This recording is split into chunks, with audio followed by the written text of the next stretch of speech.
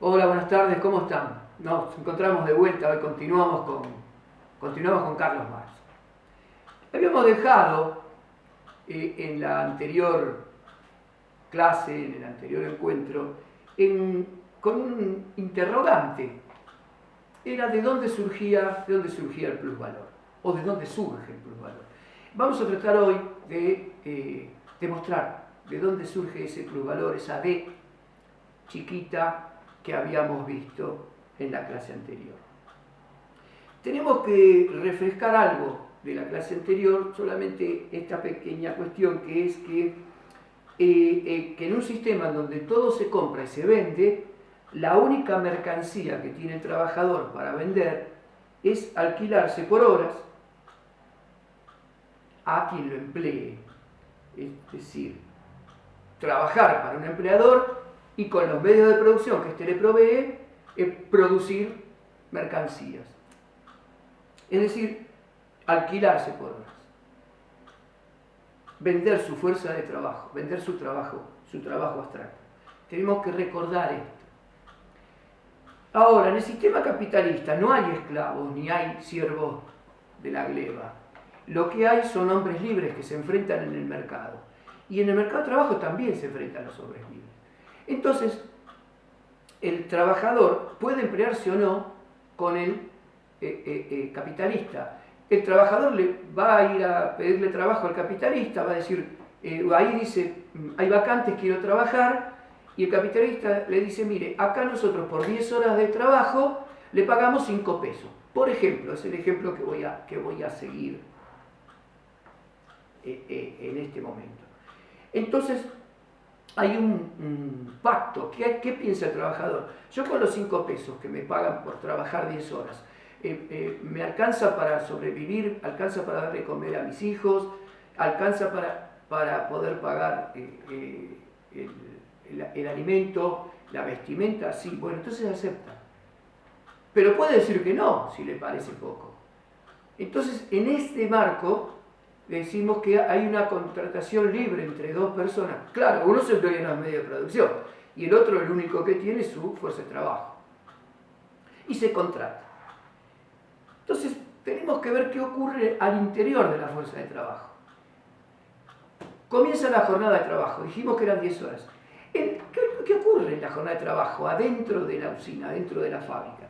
En las primeras horas, las primeras 5 horas, vamos a tomar nosotros como ejemplo, el trabajador ya reproduce en mercancías el valor de su salario. Entonces, si reproduce en mercancías el valor de su salario, hasta ahí es el trabajo necesario. El trabajo necesario para reponer la fuerza de trabajo. Pero el trabajador trabaja 10 horas, no 5. Y las otras 5 horas que trabaja, ese tiempo excedente que el trabajador da, es el que le queda al que lo contrató, al dueño de los medios de producción. ¿Por qué? Porque en esas 5 horas sigue produciendo, siendo valor. Ese tiempo excedente es lo que se va a transformar, obviamente, en el mayor valor, en el Merwer, en el plusvalor. Ese es el plusvalor. Ese tiempo excedente que el trabajador no le es retribuido, pero que todo el valor que crea le queda a quien lo contrató. Entonces, ustedes ven, hay una jornada de trabajo y se crea valor. El capitalista, ¿qué va a tratar de hacer? Como es su rol histórico, aumentar su plusvalor. ¿Cómo haría para aumentar su plusvalor? Tiene distintas técnicas. Una de las formas para aumentar el plusvalor es aumentar la jornada de trabajo sin aumentar el salario. Por ejemplo, aumenta la jornada de trabajo a 12 horas. Ahora, el trabajador reproduce su salario en las primeras 5, como vimos, y en las segundas 7 horas le produce mayor valor que antes al capitalista que lo contrató. Esta es una de las formas de aumentar el plusvalor y que Marx lo llama plusvalor absoluto.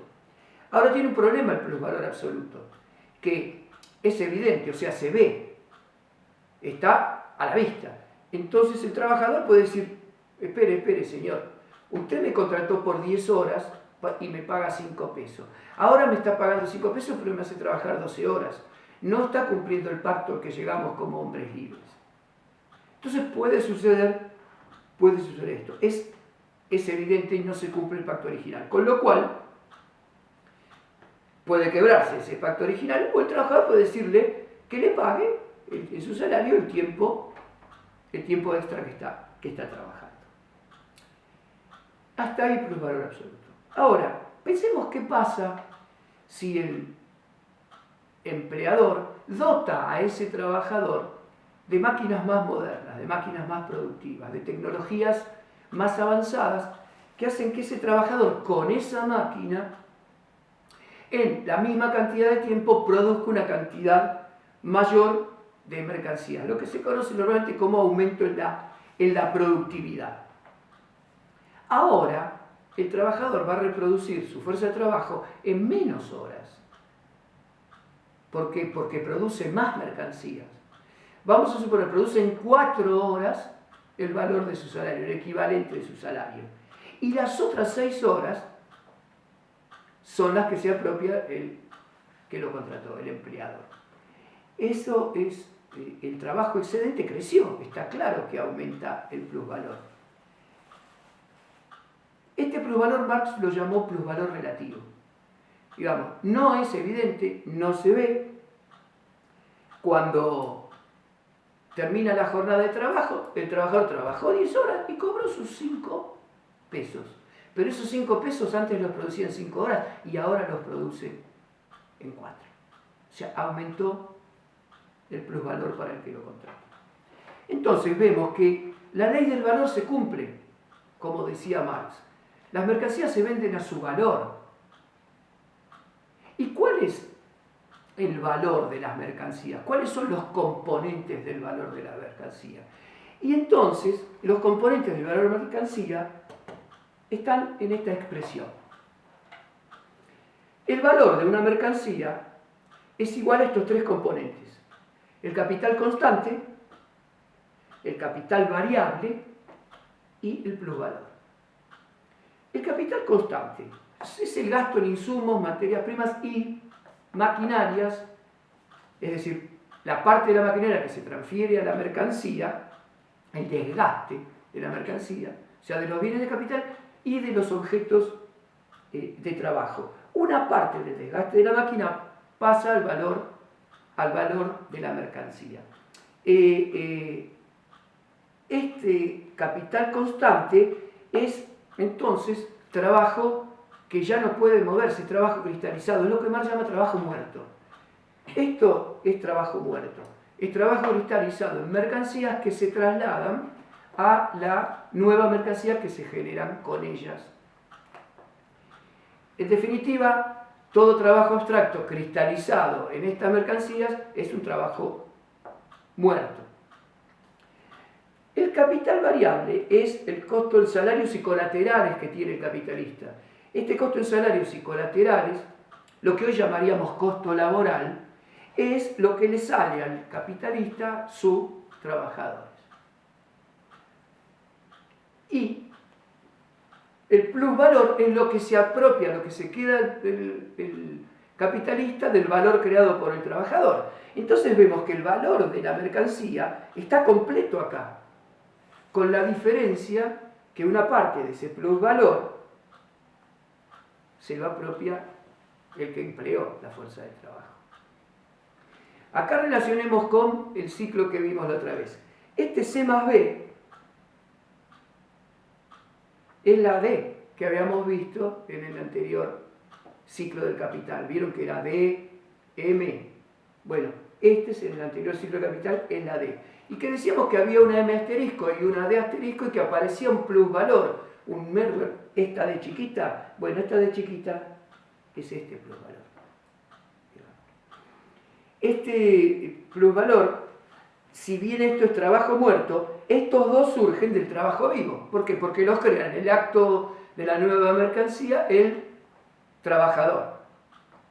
Ahora, de esta P surgen todo el resto de las retribuciones de las clases poseedoras. ¿Se acuerdan la carta que leímos? Que Marx decía la mezcolanza que hacía la economía clásica sobre los factores productivos. Bueno, la retribución de los factores productivos surge todos de acá. O sea, P se divide entre los dueños de la tierra en forma de renta del suelo, entre los banqueros, por ejemplo, en forma de interés al capital prestado, a los prestamistas, en la parte que le toca a los prestamistas, y B, que es el beneficio que obtiene el empresario industrial. Todos reciben la parte del producto, pero hay un problema, hay uno solo que lo genera, que es el trabajador.